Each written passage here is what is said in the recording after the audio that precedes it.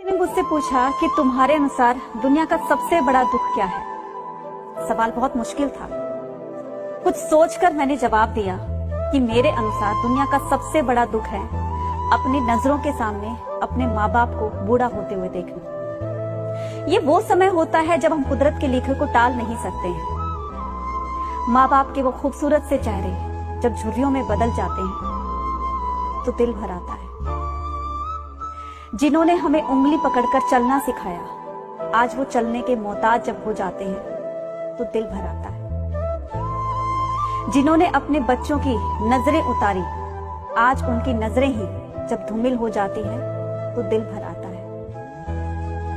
हंसकर हमेशा बोलने वाले जब खामोश हो जाते हैं तो दिल भर आता है।